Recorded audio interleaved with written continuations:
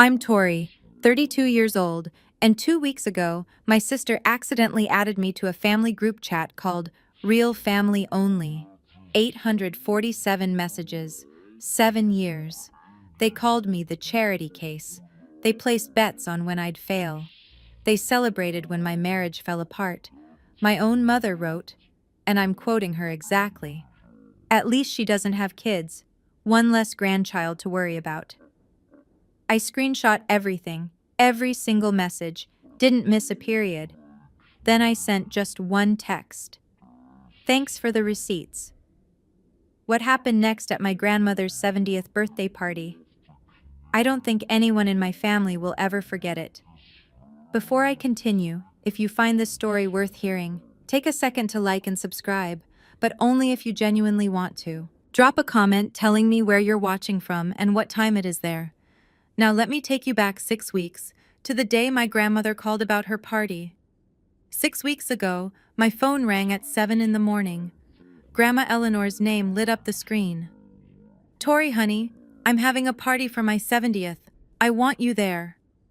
My chest tightened, not from dread, from surprise. Grandma was calling me directly. Usually, family announcements went through the group chat, the one I assumed I'd simply been forgotten in. Of course, Grandma, I wouldn't miss it. After we hung up, I sat on my bed for a long time, thinking about the past 10 years. Every Saturday morning driving her to cardiology appointments. Every Sunday afternoon cleaning her house while she napped. Every late night sitting beside her when loneliness crept in and she just needed someone to talk to. Megan, my younger half-sister, she showed up for Christmas photos, posted them on Instagram with captions like, "Family is everything," and heart emojis.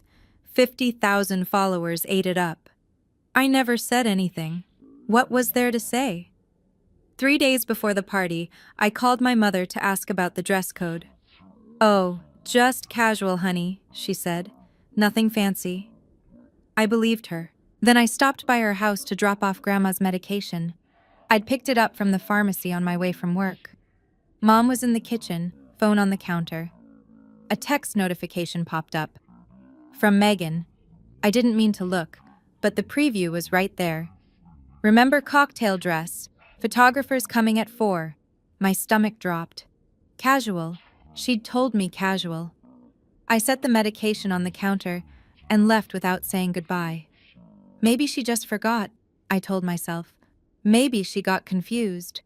But something cold settled in my chest. A feeling I'd been ignoring for years. The next evening, I did something I rarely do. I called Megan. We weren't close. We shared a mother but different fathers, different childhoods, different everything. Still, she was my sister. I wanted to try. "Hey, Megan, just calling about Grandma's party. Need help with anything?"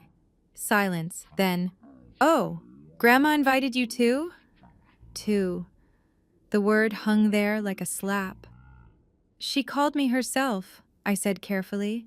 "Huh." Megan's voice was flat. "I mean, it's a family thing, so, you know." I didn't know. That was the problem. "What does that mean?" "Nothing. Forget it. I gotta go." She hung up. 20 minutes later, my phone buzzed. A voice message from Megan. I pressed play, but it wasn't for me. "Oh my God, she's so annoying. Calling me like we're best friends or something." Megan's voice, muffled, clearly talking to someone else. "She acts like she's such a VIP just because Grandma likes her. I don't get what Grandma even sees in her." Laughter in the background. Then the message cut off. My phone buzzed again. Text from Megan. "Oops, sent that by accident. Don't mind it, lol." I stared at the screen. "Don't mind it." 7 words. That's all she had. I wanted to believe this was just Megan having a bad day. Sisters fought sometimes, right? Said things they didn't mean. But deep down, a part of me knew. This wasn't new. This wasn't a one-time slip. This was just the first time I'd actually heard it. And something told me that voice message was only the tip of a very large, very ugly iceberg. That night, I couldn't sleep. I lay in my apartment, small, quiet, mine, and stared at the ceiling. 32 years old, divorced, living alone, working 60-hour weeks in the ICU because it was easier to care for strangers than to think about my own life. Grandma Eleanor was the only person in my family who made me feel like I belonged. She never treated me like the leftover from my mother's mistake marriage, never made me feel like I was tolerated rather than wanted. When I was 12 and crying because the other kids had dads at the father-daughter dance, Grandma showed up in a suit and bow tie and danced with me all night. But Grandma was 70 now. Her heart wasn't what it used to be. 3 stents, 2 scares, 1 conversation where she held my hand and said, "Promise me you'll be okay when I'm gone." If I lost her, I'd have no one. Not really. I thought about Grandpa's funeral 3 years ago. 200 people packed into the church. I sat in the back row. No one sat with me. No one asked if I was okay. My mother was too busy being comforted by Megan and Aunt Linda to even look my way. That's when Grandma found me. Slipped into the pew beside me. Didn't say a word, just held my hand. I remembered something she said once, almost offhand. "I write everything down, you know. Who does what? Who shows up? Grandma keeps track." At the time, I thought she meant grocery lists, medication schedules. Now I wondered, if I kept staying silent, kept pretending everything was fine, what would I lose? Not just Grandma. I'd lose myself. The memories came uninvited that night, the way they always did when I was tired and alone. 2 years ago. Marcus, my husband of 4 years. I found the texts on a Tuesday. Her name was Jessica, his co-worker. The messages went back 8 months. I called my mother, sobbing so hard I could barely breathe. "Mom, Marcus, he's been cheating. I don't know what to do." A long pause. Then, "Well, honey, you have been working a lot. Maybe if you'd been home more." I hung up. Megan's contribution came via Facebook. I'd posted something vague about going through a hard time, nothing specific, just reaching out. She commented publicly, "Some people just aren't meant to keep a man." That comment got 4 likes. My mother, Aunt Linda, 2 cousins, 4 people in my own family laughing at the worst moment of my life. I deleted the post, deleted Facebook entirely, told myself it didn't matter, they didn't mean it. Family was complicated, but Grandma called every single day that first month. Sometimes we talked, sometimes she just listened to me cry, sometimes she'd say nothing at all, just breathe on the other end of the line so I'd know I wasn't alone. "It's not your fault," she told me once. "Don't let anyone tell you it was." She was the only one who showed up, the only one who cared. And now, lying in the dark 2 years later, I finally let myself wonder, was there something more going on? Some reason my family seemed almost happy when I failed? Was there somewhere they talked about me? Somewhere I wasn't invited? 4 days before the party. 11 p.m. I was reading in bed, finally starting to relax. My phone buzzed. Notification. Megan Harper added you to Real Family Only. I blinked. Read it again. Real Family Only. My thumb hovered over the screen. Something cold crawled up my spine. I tapped the notification. The group chat opened. I scrolled up automatically, the way you do when you join a conversation late. And I kept scrolling and scrolling. The chat was created 7 years ago. Members, Mom, Megan, Aunt Linda, my 2 aunts from Ohio, 3 of my cousins, 8 people total, everyone except Grandma, and everyone except me. For 7 years, they'd had a group chat, a place to talk about real family things, and I wasn't in it. For 7 years. My hands started shaking. In the corner of the screen, a small number glowed. 847. 847 unread messages. I checked the most recent one, sent 2 days ago. Aunt Linda complaining about her neighbor's dog. Normal stuff. Nobody had noticed I'd been added. Nobody had said anything. I scrolled to the very beginning, to the first message ever sent 7 years ago when this chat was created. It was from Aunt Linda. Finally, a place to talk without you-know-who seeing. Megan replied, "Charity case free zone." My mother wrote, "Girls, don't be mean. But yeah, this is nice." The room tilted. I sat there in the dark, phone glowing in my hands, and felt something crack open inside my chest. They had a name for me, Charity Case, and this was only message one. 846 to go. I couldn't stop reading. The messages blurred together at first. Inside jokes I didn't understand. Plans for holidays I'd been told were small gatherings. Photos from events I'd never been invited to. Then I found the nickname thread. Megan. New rule, we call her CC from now on. Aunt Linda. CC? Megan. Charity case. Cousin Amy. Dead. Mom. That's terrible, but also kind of accurate, LOL. Kind of accurate. My own mother. I kept scrolling. Years of messages. Years of laughter at my expense. When I lost my first nursing job at 26, budget cuts, not performance, they celebrated. Aunt Linda. Called it. Knew she couldn't hack it. Megan. How long till she asks Mom for money? Mom. She won't. Too proud. That's the problem with her. When I started dating Marcus? Megan. OMG, CC has a boyfriend, taking bets on how long this lasts. Aunt Linda. I give it 2 years max. Cousin Amy. Optimistic. I say 18 months. They were betting on my relationship, like it was a game. But the worst, the absolute worst, was when they found out I was getting married. Megan. CC is engaged. Aunt Linda. To who? Does he know what he's getting into? Mom. I'll be honest, I'm surprised. Never thought she'd find someone. Megan. Starting the divorce pool now. I got $50 on under 5 years. Aunt Linda. I'll take 3. Mom. You girls are awful. Put me down for 4. My mother bet on my marriage failing. My mother. I sat in the dark, tears streaming down my face, and read every single word. I found the divorce messages at 2 a.m. My hands were cramped from scrolling. My eyes burned, but I couldn't stop. I had to know. I searched for the date. 2 years ago, the week I told my family that Marcus had cheated, that my marriage was over.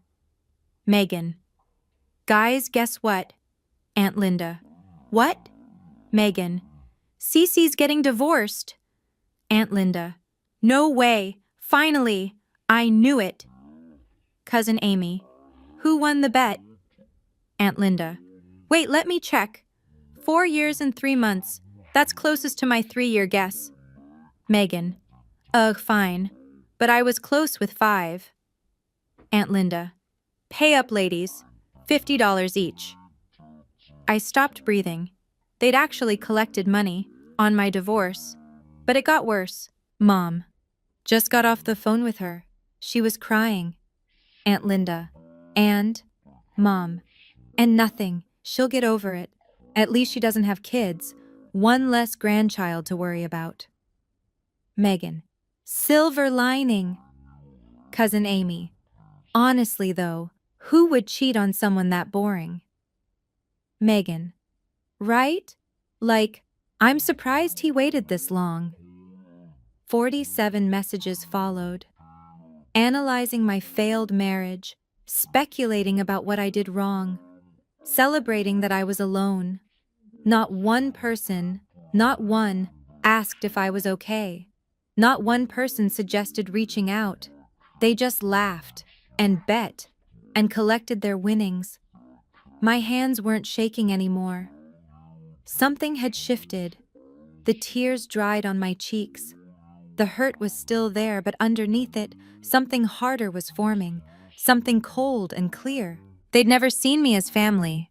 Never. And now I had proof. I stopped reading at 3 a.m., not because I'd finished, because I knew what I had to do. I went back to the beginning and started screenshotting. Every message, every laugh react, every betting pool.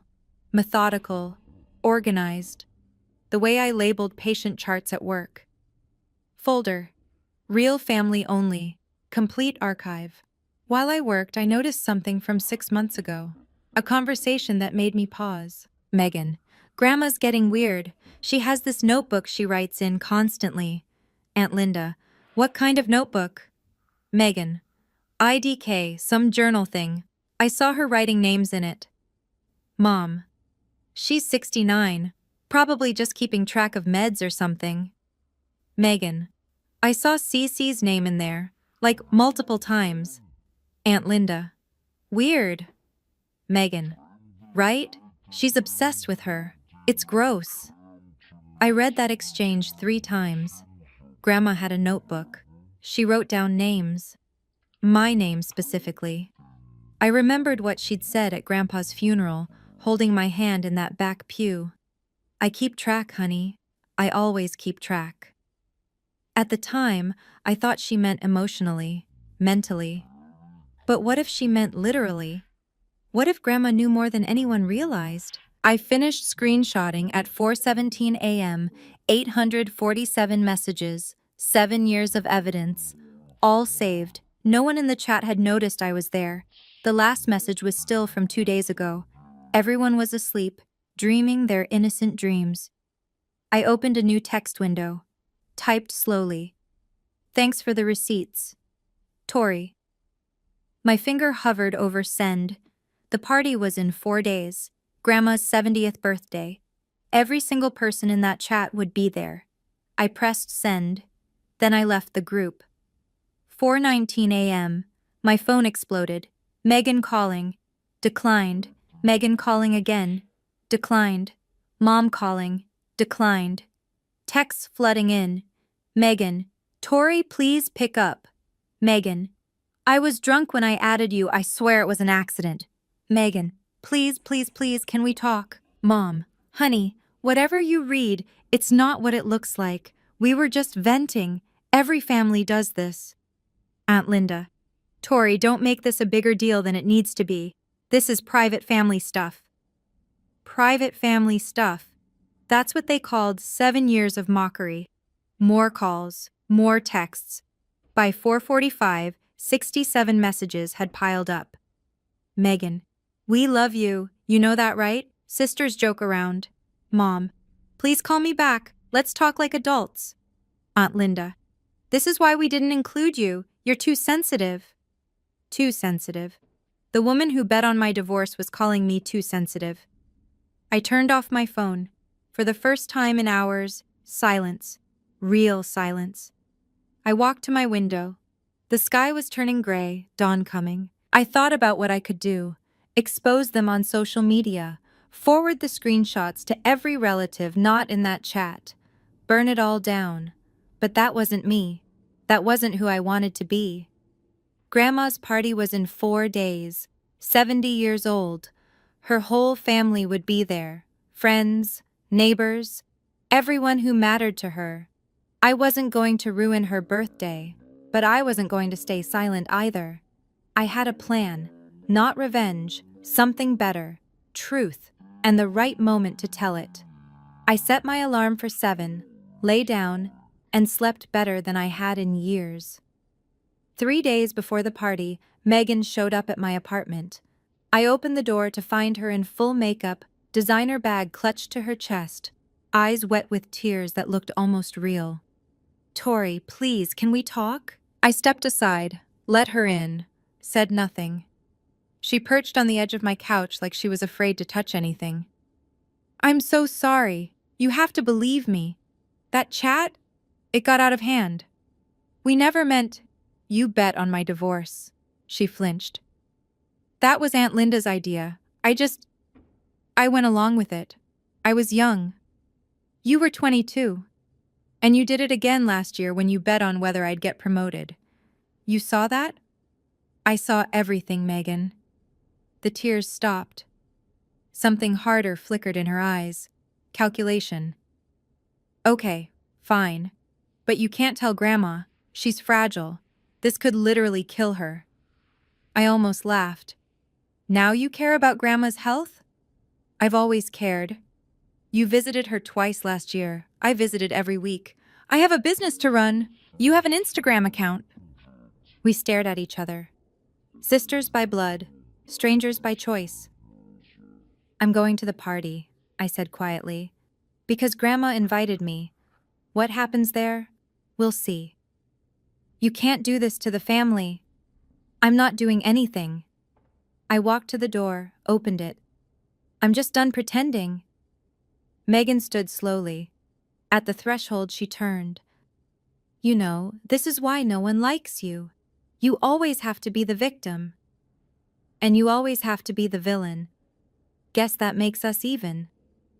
She left without another word. 3 more days until the party. The day arrived. Clear sky, perfect weather. Grandma's backyard transformed into something out of a magazine. White chairs, string lights, a photographer circling like a well-dressed vulture. I wore a cocktail dress. Navy blue. Understated. I'd done my own research this time. When I walked through the gate, my mother's face went pale. Megan grabbed her arm. Aunt Linda spilled wine on her sleeve. They'd hoped I wouldn't come. Tori! Mom recovered first, smile plastic. You made it. Grandma invited me. Of course she did. For the next 2 hours, I was invisible. When group photos happened, I was directed to the back row. Better lighting up front, Mom explained. You understand? When appetizers were passed, servers walked right by me.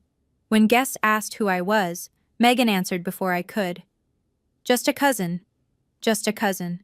Her own sister. The photographer gathered us for a family portrait. Mom positioned everyone carefully. Herself next to Grandma, Megan on the other side, Aunt Linda beside them. Tori, honey, can you maybe stand behind? I took my place in the back, partially hidden by Cousin Amy's boyfriend. One of my great aunts, someone who wasn't in the chat, leaned over. Aren't you Diane's older daughter, the nurse? Yes. Why aren't you in the front? You should be with your mother. Before I could answer, Grandma's voice cut through the chatter, quiet but clear. Tori, sweetheart, come sit with me for a moment. My mother's smile flickered. Megan's jaw tightened. I walked to Grandma's chair. She took my hand, squeezed it. Stay until the end tonight, she whispered. Grandma has something to say. Her eyes held mine, sharp, knowing. My heart began to pound. The humiliation peaked 2 hours into the party. Megan clinked her glass, stepped up to the portable microphone. 50 guests turned to watch.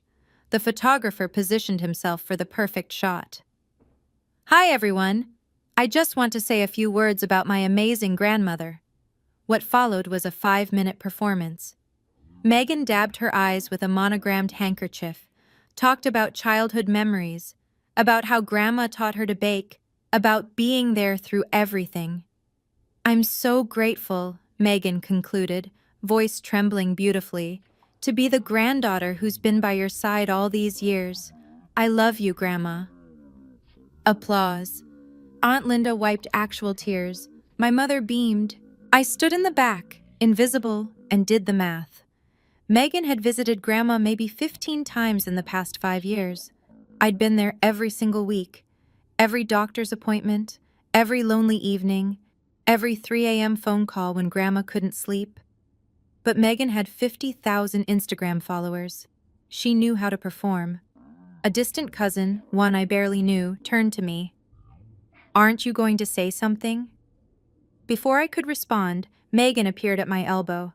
Oh, Tori's so busy with her nursing job, she doesn't really have time for speeches. She laughed lightly. You know how it is. A few people chuckled. My mother nodded along. I felt the weight of 60 pairs of eyes, some curious, some dismissive, most already looking away. A week ago, I would have smiled and disappeared, but I had 847 reasons to stay. That's okay, I said evenly. Grandma knows who's actually been there. Megan's smile froze. Across the lawn, Grandma caught my eye. She nodded once, almost imperceptibly. Not yet, that nod said. But soon. The party was winding down. Guests gathered their things, said their goodbyes. Then Grandma stood. She moved slowly. 70 years will do that. But her voice carried across the entire yard when she tapped her glass. Everyone, please, stay a moment longer. 60 people went still. Grandma rarely spoke publicly. When she did, people listened. It's my 70th birthday, she smiled. An old woman's allowed to make a speech. Polite laughter. My mother relaxed slightly. I want to talk about family, Grandma continued, about what it really means. Megan straightened her dress, preparing for another round of praise. Specifically, I want to talk about the person who's actually been there for me these past 10 years. The air changed. I felt it before I understood it. Someone who drove me to every doctor's appointment when my heart started failing. Someone who cleaned my house every Sunday. Someone who sat with me through the long nights when I was scared and couldn't sleep. My mother's face had gone gray. Someone, Grandma said, who never posted about it on social media, never asked for credit, never even complained. She turned and looked directly at me. Tori, come here, sweetheart. The crowd parted. I walked forward on numb legs. Grandma took both my hands in hers. This is my granddaughter, my real family. Megan stepped forward. Grandma, that's so sweet, but we're all family. I'm not finished. Megan stopped. Grandma reached into her cardigan pocket and pulled out a small leather notebook. Brown, worn, filled with handwriting. I recognized it. I'd seen it on her nightstand 100 times. I've been keeping records, Grandma said, for 10 years. Everything. And tonight, I'm going to share some of it. Grandma opened the notebook. Her hands were steady. March 15th, 2019. Tori drove me to my cardiology appointment. Megan said she was busy. She flipped a page. August 22nd, 2020. Tori cleaned my house, did my laundry, made me soup. Diane promised to visit but canceled. The silence was absolute. January 5th, 2022. I fell on the stairs. Tori arrived in 20 minutes. Stayed all night. Grandma looked up. Megan posted a spa day on Instagram that afternoon. Megan's face was white. Grandma, I didn't know. September 17th, 2024. Grandma's voice hardened. Tori's divorce was finalized. I called her every day for a month. Her own mother didn't call once. My mother stood frozen, mouth opening and closing like a fish. 10 years of entries, Grandma said. I wrote down everything, every visit, every absence, every excuse. She closed the notebook. I know who showed up, and I know who didn't. The crowd shifted. People were looking at Megan differently now, at my mother, at Aunt Linda. Grandma, Megan's voice cracked. You don't understand. Tori, she's not. We were just. Sit down, Megan. It wasn't a request. Megan sat. My mother finally found her voice. Mom, please, there's been a misunderstanding. We love Tori. We express it differently. Do you? Grandma's eyes were steel. Is that what you call it? The silence stretched. Someone coughed nervously. I stood beside my grandmother, her hand still gripping mine, and watched my family's carefully constructed facade crumble in real time. But Grandma wasn't finished. Not even close. There's something else, she said. Something I learned 6 months ago. Robert, would you please explain? In the crowd, Uncle Robert, Aunt Linda's husband, slowly rose to his feet. Right now, if you're wondering, wait, what's about to happen? I was wondering the exact same thing. Before I tell you what Robert said, I have to ask, do you think Grandma already knew about the group chat? Comment, she knew, or no way, below. And if you're invested in this story, hit subscribe so you don't miss the ending. Okay, back to the party. Robert stood slowly, adjusting his tie. Aunt Linda grabbed his arm. Robert, what are you doing? He looked at her. something unreadable in his eyes. The right thing, finally. He turned to face the crowd. 6 months ago, I accidentally saw a group chat on my wife's phone. It was called Real Family Only. I read through it. Linda's grip tightened. Robert, don't. I read 7 years of messages, Robert continued, steady as a courtroom deposition. Mocking Tori, calling her names, betting on her failures, celebrating her divorce. Gasps rippled through the crowd. People turned to stare at Linda, at my mother, at Megan. I told Eleanor everything, showed her screenshots. Grandma nodded. I've known for 6 months. I've read every message. The ground seemed to tilt beneath my family's feet. Megan stood abruptly. That's private. You had no right. 847 messages, Grandma said quietly. I read them all. Charity case, the bets, the celebration when Tori's marriage ended. Her voice cracked. My own daughter wrote that she was relieved Tori didn't have children. My mother started crying. Mom, I didn't mean... One less grandchild to worry about. Those were your exact words, Diane. The crowd was deathly silent. Some guests looked horrified, others embarrassed, like they'd witnessed something they shouldn't have. Good, I thought. Now they know. I waited, Grandma said. I waited for the right moment. I wanted everyone here, everyone who matters. She looked around the yard. Because I want you all to know who my family really is. Her hand squeezed mine. And I want you to see what happens to people who betray it. Grandma reached into her other pocket and pulled out a folded document. 3 months ago, I had Robert update my will. Linda whipped around to face her husband. You did what? I'm her attorney. Robert's voice was flat. And her family. Megan lunged forward. Grandma, you can't just... I'm 70 years old, Megan. Sound mind, clear heart. This is my decision. She unfolded the paper, read clearly, loudly, so everyone could hear. My house, this house, will go to my granddaughter, Tori Reynolds. She has cared for it, cleaned it, and filled it with love for 10 years. She's earned it. The crowd murmured. Megan looked like she'd been slapped. The remaining assets will be divided equally among my children and grandchildren, as is fair. She looked up, met my mother's eyes. This isn't punishment, Diane. It's balance. Tori gave 10 years of her life to this family without asking for anything. The least I can do is make sure she's not left with nothing.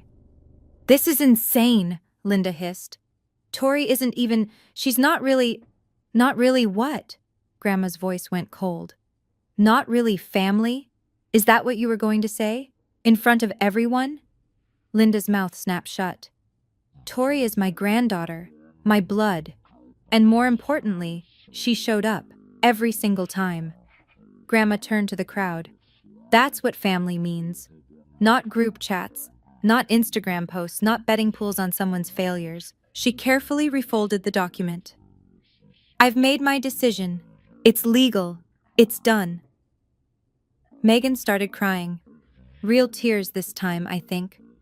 My mother stared at nothing. Linda looked at Robert like she'd never seen him before. And me? I just held Grandma's hand. Grandma turned to me. Do you want to say anything, sweetheart? 60 faces watched, some sympathetic, some shocked, some, my mother, Megan, Linda, devastated. I stepped forward, let go of Grandma's hand. I'm not going to yell, I said quietly. I'm not going to call anyone names. That's not who I am. Megan wiped her eyes. Tori, please, we can fix this. I have 847 screenshots, Megan. There's nothing to fix. She flinched. For 7 years, you had a chat called Real Family Only. You excluded me. You mocked me. You bet on my failures. I looked at my mother. You celebrated the worst day of my life. Mom opened her mouth, closed it. No defense left. So here's what I want to say. I'm done. The word hung in the air. Final. I'm not angry. I'm not bitter. I'm just done. I looked at each of them in turn. You decided 7 years ago that I wasn't part of your real family. I'm going to respect that decision now. Tori, You can't just cut us off, Linda started. I'm not cutting you off. I'm accepting the boundary you already set. I kept my voice level. You excluded me. I'm simply agreeing with your choice. Silence. I turned to the crowd, to the cousins who weren't in the chat, to Grandma's friends, to the neighbors who'd watched me come and go for a decade. That's all I have to say. I walked back to Grandma's side. She took my hand again. I'm proud of you, she whispered. And for the first time in a very long time, I was proud of me too. The party ended in silence. Guests gathered their things quickly, avoiding eye contact with my mother and Megan. I watched small clusters form, people whispering, glancing over, shaking their heads. My great-aunt Martha, Grandma's neighbor for 30 years, approached me near the garden gate. I always wondered why you weren't in the family photos, she said softly. Now I understand. You knew? I knew something was wrong. You came every week, cleaned, helped, never complained. She squeezed my arm. Your grandmother talked about you all the time, never mentioned the others much. Another guest, someone I didn't recognize, stopped on his way out. I've known Eleanor 40 years. If she says you're her real family, that's good enough for me. Small kindnesses, they added up. Megan tried to approach me one last time. Mascara streaked down her cheeks, designer dress wrinkled. Tori, we need to talk, please. Not tonight. But I said not tonight. She stood there helpless. For once, her Instagram smile couldn't save her. You can't just... I can. I kept my voice calm. And I am. I walked away, left her standing there, standing. My mother sat alone on a white chair, staring at nothing. Guests passed her without speaking. The social queen of every family gathering, suddenly invisible. Aunt Linda was screaming at Robert by the catering table. Words like betrayed and ruined everything carried across the lawn. I didn't feel triumphant, didn't feel victorious. I felt something simpler. Free. Grandma appeared beside me, took my elbow. Help an old woman to her chair? I walked her inside, away from the wreckage of her birthday party. Are you okay, Grandma? She smiled. Best birthday I've ever had. The fallout came in waves. First wave, social media. Someone from the party, I never found out who, posted about it. Not the details, just enough. Witness the most dramatic family revelation today. Group chat exposed, bets on divorce. The quiet sister finally got justice. It spread. Megan lost 5,000 followers in a week. Comments flooded her latest post. A photo of smoothie bowls, with questions she couldn't answer. Is this the girl who bet on her sister's divorce? Wait, is this real? Unfollowed. Can't support people who treat family like that. She turned off comments, then made her account private, then disappeared from Instagram entirely. Second wave, community. My mother's social circle, the book club, the garden committee, the women she brunched with every Sunday, started pulling away. Busy became the default response to her invitations. Word travels fast in small towns, Robert told me over coffee a week later. He'd moved into a hotel. Linda's blaming everyone but herself. Are you two... done? Probably. He stirred his cup slowly. I should have said something years ago. I convinced myself it wasn't my business. Why now? Because I saw those messages. About you. About your divorce. He looked up. I have a daughter. Imagining someone treating her that way. He didn't finish. Didn't need to. That evening, I got a text from cousin Amy, the one who'd laughed at my marriage failing. Hi, Tori. I don't expect you to forgive me, but I wanted to say I'm sorry. I was wrong. I got caught up in what everyone else was doing, and I didn't think about how it would feel to be you. I'm sorry. It wasn't much, but it was something. I know some of you watching right now have been through something similar. Maybe not the exact same situation, but that feeling, being the outsider in your own family, being talked about behind your back, wondering if you're crazy for sensing something wrong. You're not crazy, and you're not alone.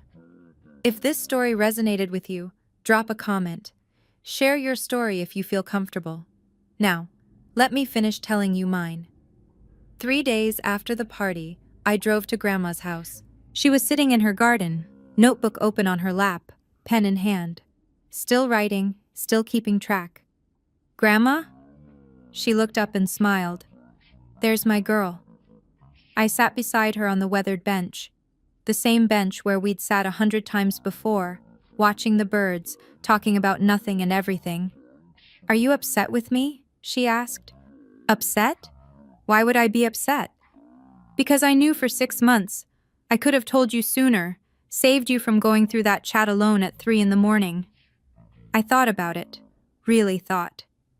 "Why didn't you?" She set down her pen. "I wanted to wait for the right moment. If I'd told you privately, they would have denied everything. Called you a liar. Said I was going senile."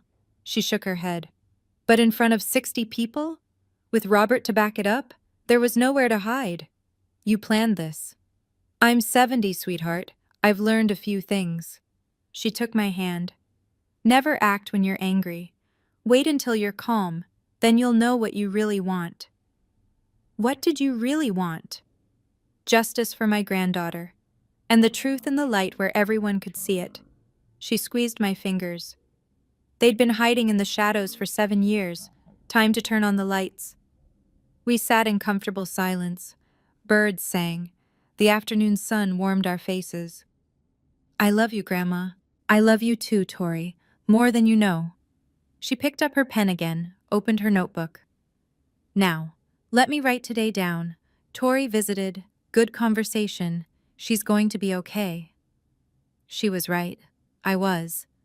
2 weeks later, my mother knocked on my door. She looked smaller somehow, older, no makeup, hair unbrushed.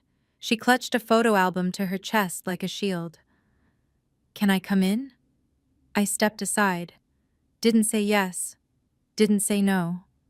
She sat on my couch, the same spot Megan had occupied weeks ago. She opened the album, baby pictures, my first steps, my kindergarten graduation. "I don't know where I went wrong," she whispered. "You were my first baby. I loved you so much." "Then what happened?" She stared at the photos. "I was ashamed of my first marriage, of failing. When I married Megan's father, I wanted to start fresh. And you," she finally looked up, "you were a reminder of everything I wanted to forget." It wasn't an excuse, but it was honest. "That's not my fault, Mom." "I know." Tears streamed down her face. "I know that now. I've always known. I couldn't face it." We sat in silence, a lifetime of hurt between us. "What do you want?" I asked finally. "To fix this, to be your mother again." "That's going to take time." "I know. I'll do whatever." 3 months. No contact. After that, we can try. Slowly. She blinked. 3 months? But Christmas. You had 7 Christmases in a chat that called me charity case. I kept my voice steady. 3 months isn't long. She flinched, but she didn't argue. At the door, she paused. "I am sorry, Tori. I know words don't mean much right now, but I am." "Then prove it. In 3 months." She left. I closed the door. It wasn't forgiveness, but it was a door left open. Maybe that was enough for now. Megan tried everything. Phone calls, emails, showing up unannounced, sending gifts. A $200 flower arrangement arrived one morning with a card. "I miss my sister. Please. M." I donated the flowers to the hospital. 3 weeks after the party, a letter appeared in my mailbox. Handwritten, 6 pages. I read it all. Every word. She wrote about growing up jealous of my relationship with Grandma, about feeling like second best despite having the better clothes, the better grades, the better Instagram following, about starting the chat because she wanted somewhere to belong, somewhere she was the favorite. I know I can't undo 7 years, she wrote, but I want you to know I understand now. I was cruel because I was scared. That doesn't make it okay. Nothing makes it okay. I sat with that letter for a long time. Then I wrote back. 1 page, clear and final. Megan, I received your letter. I understand you have reasons for what you did. Reasons aren't excuses. I don't hate you. I'm not angry anymore. But I also don't want a relationship with you. You spent 7 years treating me like an outsider. I'm not going to spend the rest of my life trying to prove I belong. I wish you well. I genuinely hope you find peace with yourself. But I can't be part of that journey. Please don't contact me again. Tori. I mailed it the next morning. She didn't respond, didn't show up, didn't try again. Maybe she finally understood. Or maybe she just gave up. Either way, the result was the same. One less person in my life who never really wanted me there. It should have felt like loss. Instead, it felt like breathing. 3 months later. I'm writing this from Grandma's living room. My living room now, sort of. She insisted I stay in the guest room until she decides to kick the bucket. Her words, not mine. She's in the garden, notebook open, pen scratching away, still keeping track. My mother and I have talked twice, brief conversations, careful. She's trying, actually trying. Whether it's enough, I don't know yet. But the door is open. Megan is a stranger now. I see her posts sometimes. Her account is public again, rebuilt around healing and growth. Maybe she means it. Maybe it's just another performance. Either way, it's not my concern anymore. Robert and Aunt Linda finalized their divorce last month. He sends me Christmas cards now. We're not close, but we're something. Allies, maybe. Amy, cousin Amy, who laughed at my divorce, has apologized 3 more times. We grabbed coffee last week. It was awkward, but not terrible. And me? I still work 60 hours in the ICU. Still live alone. Still eat dinner standing over the sink more often than I should.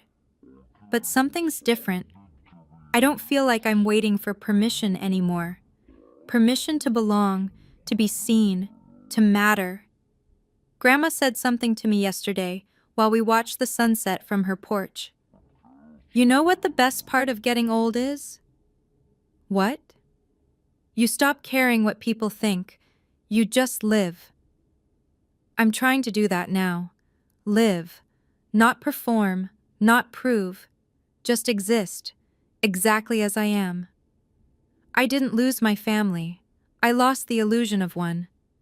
And for the first time in 32 years, I think I'm finally free. That's my story. 847 messages, 7 years of secrets, and one grandmother who changed everything. If you're in a toxic relationship, family, friend, partner, remember this. You don't have to set yourself on fire to keep them warm. Boundaries aren't walls, they're doors you get to control. Tell me your thoughts in the comments, subscribe if you want more stories like this, and check the description for more. Thank you for being here.